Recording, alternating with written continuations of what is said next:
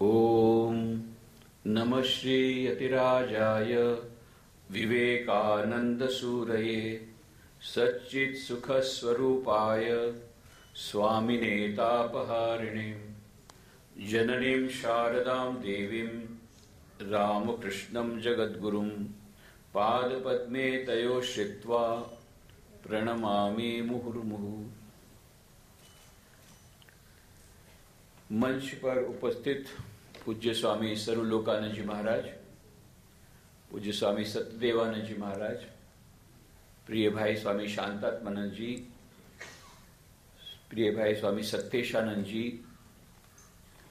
उपस्थित सन्यासी वृंद, उपस्थित माताओं, बहनों एवं भाइयों, अभी अभी हमने स्वामी शांतात्मानंद जी महाराज से बहुत सुंदर प्रवचन सुना कि स्वामी विवेकानंद का भारत की स्वाधीनता में उनकी क्या भूमिका थी, और उन्हें बहुत अच्छी तरह बताया कि स्वामी विवेकानंद जी ने केवल राजनीतिक स्वाधीनता की बात नहीं की थी, और उन्होंने जिस स्वाधीनता की बात की थी वो अभी भी हमें नहीं मिली है, परंतु जो राजनीतिक स्वाधीनता मिली उसमें भी उनका एक बहुत बड़ा योगदान था परोक्ष रूप से। इनकी भी बात कही और कहा कि उनकी जो देशभक्ति का उनके मन में प्रादुर्भाव होता है जब वे स्वामी सारे भारत की परिक्रमा कर रहे थे। उसके बाद में कन्याकुमारी के शिलाखंड पर बैठ करके उन्होंने ध्यान किया था, भारत की जो दुर्दशा उन्होंने देखी थी उस पर, भारत के सुनहरे अतीत पर और भारत के सुनहरे भविष्य पर प्लान उन्होंने किया, योजना बनाई, और फिर समुद्र पार होकर के वे अमेरिका जाते हैं।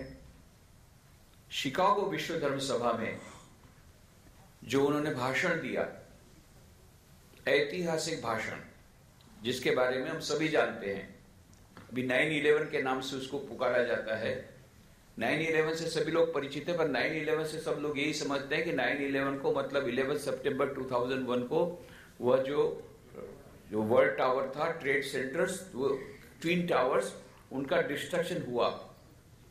परंतु दूसरा 9/11 उसके ठीक 108 साल पहले हुआ था, जिसमें जो स्वामी विवेकानंद जी बातें कही थी, सर्वधर्म समन्वय की बातें, वो उस समय सुन लेते तो ये 9/11 नहीं होता।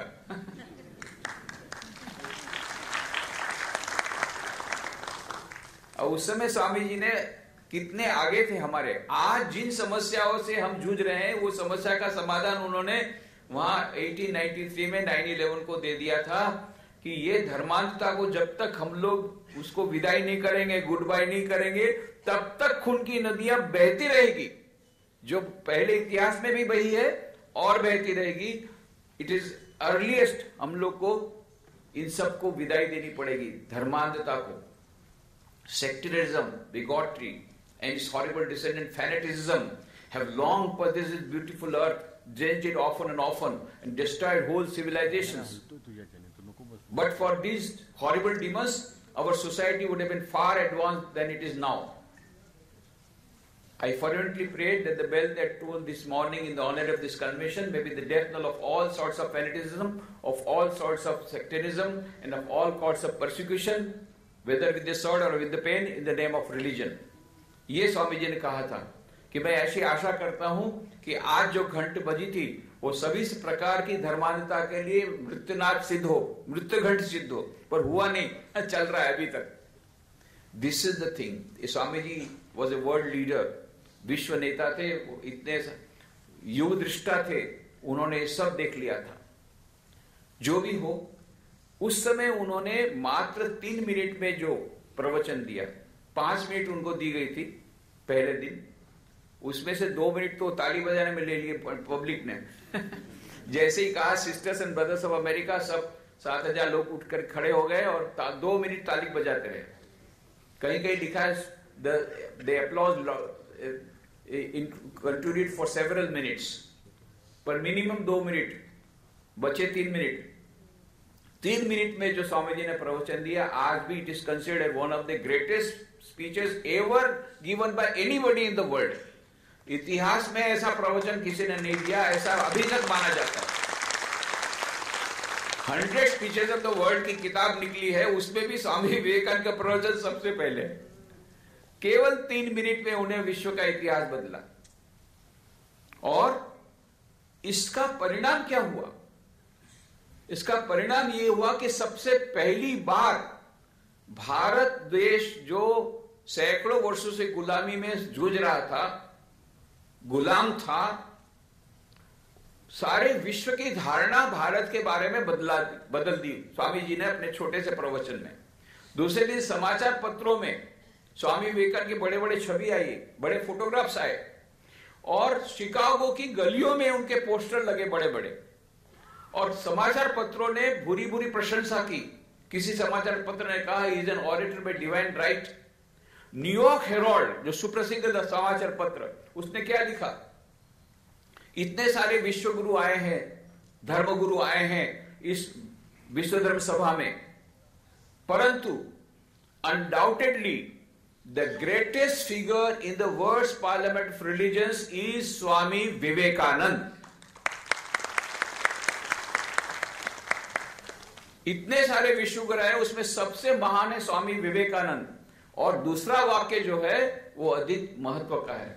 क्या कहा है उसमें दूसरे वाक्य में?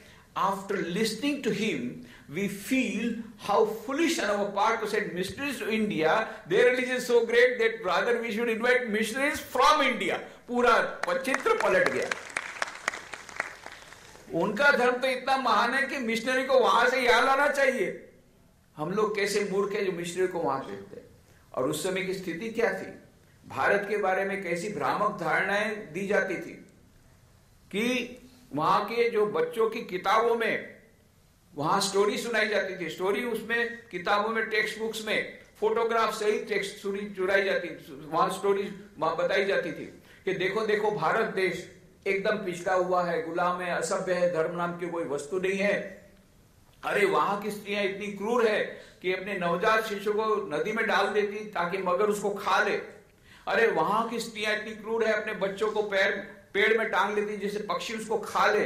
अरे वहां के लोग इतने क्रूर हैं कि रथ के भीतर में, रथ के बीच में उनको सबको जिंदा उनको मार डालते हैं। अरे वहां का धर्म इतना, धर्म नाम की कोई वस्तु नहीं है, वो इतना असभ्य देश है कि स्त्रियों को जिंदा जला देते हैं।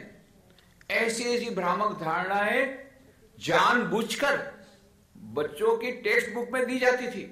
मेरी लुई बर्क ने रिसर्च की है, 6 वॉल्यूम में है, Swami Vivekananda waste new discoveries. उसमें ये बातें आई, उन्होंने फोटो सहित कहा है, जो डॉक्यूमेंट्री एविडेंस के साथ, कि ये सब कहते थे।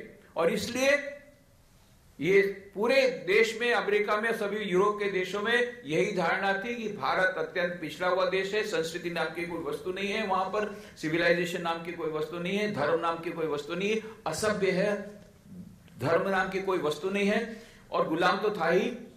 ऐसी जो धारणा थी तब उसके, और वहां पर लिखा जाता था, कविताएं लिखी जाती थी, send the Bible there, send the Bible there, Bible को भेजो जनती थी। ये लोग बचेंगे नहीं बेचारे लोग, भारत के लोग, उनके पास धर्म है ही नहीं। Send the Bible there, let us protect them, let us save them, let us save their souls. इस प्रकार से वहां चंदा इकट्ठा करते थे। मेरी लुई बर्क ने कहा ये स्वामी विवेकानंद 3 मिनट की स्पीच का क्या हुआ कि मिशनरियों की जो इनकम थी 1/10 हो गई पहली बार। ये सबसे पहला प्रभाव पड़ा। और ये जो चारों ओर खबर फैल गई, सभी लोगों ने कहा, हम सोचते थे भारत असभ्य देश है, गिरा हुआ देश है, ये तो सबसे ज्यादा संस्कृति वाला देश है, सबसे पुरानी संस्कृति वाला देश है, और देश में जो देश स्वामी विवेकानंद जैसे व्यक्तित्व को पैदा कर सकता है, वो देश कितना महान होगा, इसके बारे में सारे लोग बोलने लग गए। सारा चित्र पलट गया। और उसका दूसरा प्रभाव क्या पड़ा? सारे विश्व में भारत माता की, भारत देश की छवि बदल गई। और उसका परिणाम भारत में क्या हुआ? पहली बार भारत माता ने करवट बदली। भारत में आत्मगौरव की धारणा आई, आत्मगौरव की भावना आई। काका साहब कालेलकर लिखते हैं, सुप्रसिद्ध साहित्यकार, वैसे वो महाराष्ट्र के हैं, पर गांधी जी उनको सवाई गुजराती बोलते थे क्योंकि गुजराती बहुत अच्छा बोलते थे। गुजराती में कई किताबें उन्होंने लिखी। काका साहब कालेलकर बोलते हैं कि हमारे समय में स्वामी विवेकानंद का युवकों पर क्या प्रभाव पड़ा है मैं आपको नहीं बता सकता।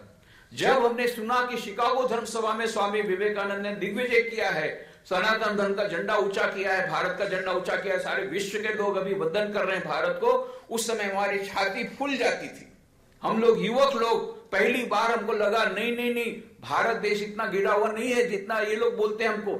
अरे हमारी संस्कृति इतनी महान है। हमको खुद को आत्मगौरव, आत्मश्रद्धा की भावना स्वामी विवेकानंद ने सबसे पहले भारतवासियों को दी 1893 से अपने प्रवचन के द्वारा, और वहां से फिर हमारी वह जर्नी शुरू होती है, फ्रीडम मूवमेंट। वहां से फ्रीडम मूवमेंट शुरू होती है, आत्मगौरव की भावना आती है, और यहां पर कुछ युवक लोग बोलते हैं नहीं नहीं नहीं, हमको भारत, हम लोग इतने पिछड़े हुए नहीं जितना ये लोग बोलते हैं, हमारे यहां भी हमारी संस्कृति महान है। और फिर धीरे धीरे धीरे ये आत्मगौरव की, आत्मश्रद्धा की भावना परिवर्तित होती है क्रांतिकारी आंदोलन के रूप में, और स्वामी विवेकानंद को 3.5 वर्षों तक वहां पर रह जाना पड़ता है, इतने वो सुप्रसिद्ध है, सुविख्यात हुए। और 1897 में स्वामी विवेकानंद वापस लौटते हैं, और जब वापस लौटते हैं भारतवर्ष, तब उनका जो स्वागत होता है, अद्भुत स्वागत, एक विश्व विजेता का जैसा स्वागत होता है ऐसा स्वागत स्वामी विवेकानंद का होता है भारत में। जहां जहां जाते हैं वहां पर राजा लोग घोड़े को छोड़ करके खुद उनके रथ को खींचते हैं। ये पहली बार ऐसा हुआ कि हजारों वर्ष बाद ऐसा हुआ कि पहले के जमाने में राजा लोग सन्यासी का रथ खींचते थे, अब फिर से ऐसी बात आई कि राजा ने स्वामी विवेकानंद एक सन्यासी के रथ को, घोड़े को अलग करके खींचने लगे, युवक लोग खींचने लगे। और वहां पर मद्रास के पास में एक छोटा सा रेलवे स्टेशन था, वहां ट्रेन रुकने वाली नहीं थी। सब लोगों ने कहा स्टेशन मास्टर को कि ट्रेन रुकनी चाहिए, हम स्वामी विवेकानंद का स्वागत करना चाहते हैं, सब युवक लोग। स्टेशन मास्टर बोला नहीं रुक सकती है, सब ट्रेन की पटरी पर सो गए। आखिरी में स्वामी विवेकानंद को उतरना पड़ा, ट्रेन रुकनी पड़ी, और सबने स्वामी विवेकानंद का स्वागत किया। ऐसा अद्भुत उत्साह उस समय हमारे देश में फैल गया, एक इलेक्ट्रिक करंट के समान। और फिर स्वामी विवेकानंद ने कोलंबो, उस समय भारतवर्ष में था, कोलंबो में सबसे पहले वो उतरे, वहां से लेकर के फिर रामेश्वरम, मद्रास, चेन्नई, कलकत्ता और अल्मोड़ा, हिमालय तक गए। और जहां जहां पर गए उनका अद्भुत स्वागत हुआ। उस स्वागत के उत्तर में उन्होंने जब प्रवचन दिए, अग्निमय प्रवचन, अत्यंत प्रेरणादायी प्रवचन, और ये प्रवचनों को बाद में पुस्तक के रूप में प्रकट किया गया है। पुस्तक का नाम है lectures from Colombo to Almora, Bharat में दिए हुए व्याख्यान। और इसमें स्वामी विवेकानंद ने बार बार सारा देश जो सेवा हुआ था, सैकड़ों वर्ष की गुलामी को, उसको जागृत किया अपने प्रवचनों के द्वारा।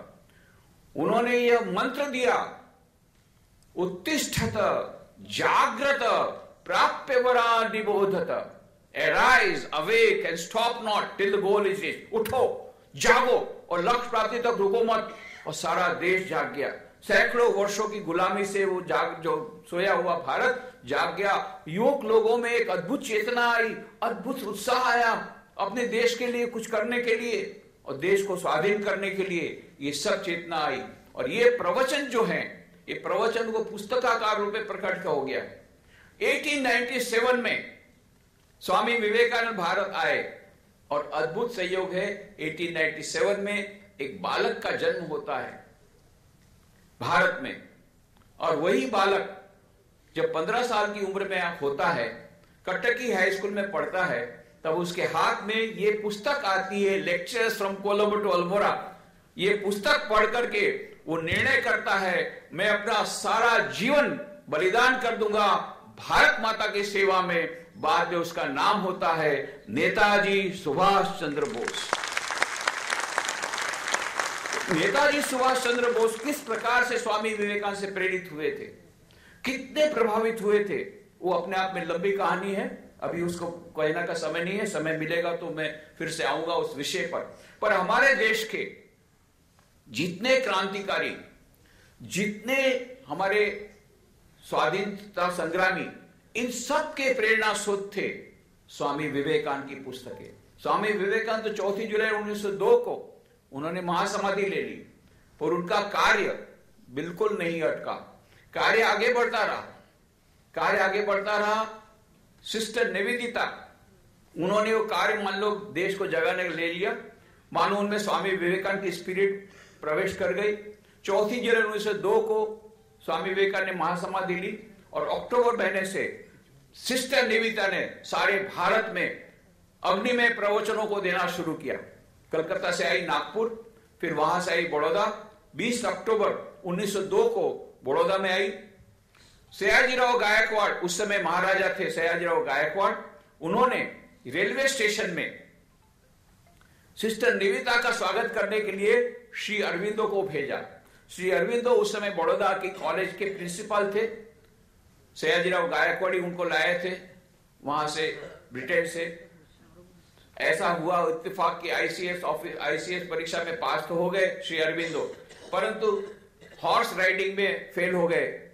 तो उस समय सयाजीराव गायकवाड़ ने ये अपॉर्चुनिटी देख ली, बोले चलो बड़ौदा चलो, और वहां पर मैं तुमको प्रिंसिपल बनाऊंगा। उसको प्रिंसिपल बनाया बड़ौदा की कॉलेज में। ये श्री अरविंदो गए वहां पर सिस्टर निवेदिता को रेलवे स्टेशन में उनको रिसीव करने, और अपनी डायरी में लिखते हैं सिस्टर निवेदिता के बारे में, बोलते हैं I received sister Nivedita at the railway station, Baroda railway station, and we talk nothing but politics. Politics के सिवा हमारे बीच में कोई बात नहीं हुई। मतलब उस समय सिस्टर निवेदिता ने उनको जागृत करने का यह बात बताई, सारे राजाओं को बताया आपको बगावत करनी पड़ेगी ब्रिटिश गवर्नमेंट को। और इसीलिए जब डिनर में उन्होंने सयाजीराव गायकवाड़ को बात कर दी, तो सयाजीराव गायकवाड़ राजी नहीं हुए ब्रिटिश गवर्नमेंट के अगेंस्ट जाने में। सिस्टर निवेदिता लिखती है अपनी डायरी में, मेरे लिए बड़ी हताशा का दिन है।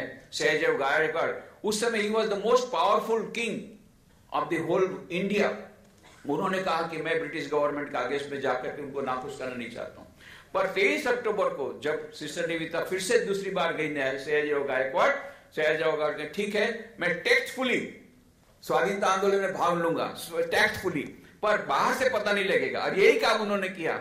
जब वहां के बहुत बड़े गवर्नर जनरल आए तो दिल्ली दरबार में उन्होंने अपनी पीठ दिखा दी। पीठ दिखाना मतलब अपमान करना। बाद में बोला मेरे से गलती हो गई, ऐसा करके ब्रिटिश गवर्नमेंट के सामने गए वो, और बाहर से ऐसा बताया नहीं मैं ब्रिटिश गवर्नमेंट साथ में हूं। ऐसा टेक्टफुली उन्होंने वो इंडिपेंडेंस मूवमेंट में भाग लिया। सिस्टर निवेदिता ने कितने राजाओं को, कितने क्रांतिकारियों को, इंक्लूडिंग श्री अरविंदो, बारिन घोष, इन सब क्रांतिकारों के उन्होंने प्रेरणा दी। स्वामी विवेकानंद की पुस्तकों ने कितने लोगों को प्रेरणा दी। महात्मा गांधी की बात आपने अभी सुनी, गए थे बेलूर मठ 30 जनवरी 1921 को, सबने कहा गांधी जी भाषण दीजिए। गांधी जी का मैं भाषण देने नहीं आया, आज स्वामी विवेकानंद की जन्मतिथि है, इसलिए मैं स्वामी विवेकानंद के चरणों में अपनी श्रद्धांजलि देने आया हूं। पर यहाँ पर जितने युवक हैं उनको मैं एक ही बात कहूंगा, जो इस महास्थल पर आए हो, अपनी यहाँ की कुछ प्रेरणा अपने हाथ से अपने साथ लेकर के जाना, खाली हाथ वापस मत लौटना। और फिर गांधी जी ने कहा स्वामी विवेकानंद की पुस्तकों को पढ़ना। मैंने स्वयं स्वामी विवेकानंद की पुस्तकों को पढ़ा है, और स्वामी विवेकानंद की पुस्तकों को पढ़ने के बाद मेरे में जो देशभक्ति थी वो 1000 गुना बढ़ गई। गांधी जी कहते हैं 1000 गुना बढ़ गई मेरी देशभक्ति स्वामी विवेकानंद की पुस्तकों को पढ़ने के बाद। डॉक्टर राधाकृष्णन कहते हैं हम जब अपने मित्रों को पत्र लिखते थे तो स्वामी विवेकानंद के पत्रों को उसमें डाल देते थे, कोट करते थे। क्यों? स्वामी विवेकानंद की पुस्तकों पर उसमें प्रतिबंध लाने की बात थी। अभी रिसर्च चल रही है स्वामी विवेकानंद की पुस्तकों क्या प्रभाव है रिवोल्यूशनरी पर, उसके बारे में बहुत सारी रिसर्च चल रही है। रिसर्च में ऐसा कहा गया है कि इंटेलिजेंस डिपार्टमेंट ने ब्रिटिश गवर्नमेंट को लिखा था स्वामी विवेकानंद की पुस्तकों पर प्रतिबंध लाना पड़ेगा। विशेष करके यह पुस्तक है पत्रावली, बंगला में है। हम जब जाते हैं क्रांतिकारी के यहाँ तो कभी बॉम्ब मिलते कभी नहीं, पर 2 बॉम्ब सब जगह मिलते हैं। एक भगवत गीता की पुस्तक, दूसरी स्वामी विवेकानंद की पुस्तक। अतः स्वामी विवेकानंद की पुस्तकों पर प्रतिबंध लाना पड़ेगा। इसलिए डॉक्टर राधाकृष्णन कहते थे हम जब स्वामी विवेकानंद की पुस्तकों आदान प्रदान करते थे तो ब्रिटिश गवर्नमेंट की नजर हम पर पड़ जाएगी, इंटेलिजेंस डिपार्टमेंट हम पर नजर करेगा, सीआईडी डिपार्टमेंट हमारे पीछे लग जाएगी। इसलिए हम अपने पत्रों में स्वामी विवेकानंद के पत्रों को लिख देते थे। अभी आपको डरने की बात नहीं है, हम बुक स्टॉल है, आप ले लीजिए, कोई इंटेलिजेंस डिपार्टमेंट आपके पीछे नहीं पड़ेगा। आप बिल्कुल राजी खुशी से अपना वही किताब वगैरह सब लीजिए स्वामी विवेकानंद। उस समय ये हालत थी, स्वामी विवेकानंद की पुस्तक रखना डेंजरस माना जाता था, क्रांतिकारियां थी। इस प्रकार से हमारे जितने देश के जितने क्रांतिकारी, डॉक्टर राधाकृष्णन, पंडित जवाहरलाल नेहरू, चक्रवर्ती राजगोपालाचार्य, श्री अरविंदो, इन सब के प्रेरणा स्रोत थे स्वामी विवेकानंद की किताबें। ये स्वामी विवेकानंद की किताबों को पढ़ करके सबसे पहला जो 1857 के आंदोलन के बाद जो सबसे बड़ा आंदोलन हुआ वो था बंग भंग आंदोलन 1905 का। वहां से स्वाधीनता आंदोलन की फिर जड़ें शुरू होती है, अंत में उसकी परिणति 1947 में होती है। स्वामी विवेकानंद युग दृष्टा थे, वे भविष्यवेता नहीं थे, परंतु 1897 में उन्होंने कहा था 50 वर्षों के भीतर भारत स्वाधीन होगा, परंतु बिना युद्ध किए होगा। तब किसी ने सोचा भी नहीं था बिना युद्ध के कोई देश स्वाधीन हो सकता है। गांधी जी तो 1915 में आए, पर सचमुच में बिना युद्ध किए भारत स्वाधीन हुआ ठीक 50 वर्षों बाद 1947 में। आज उसके 75 वर्ष जब हुए हैं, तो स्वामी विवेकानंद का जो प्रदान है क्रांतिकारियों को प्रेरित करने में, स्वाधीनता संग्राम प्रेरित करने में, उसके ऊपर अभी भी रिसर्च चल रही है, बहुत और रिसर्च होना बाकी है।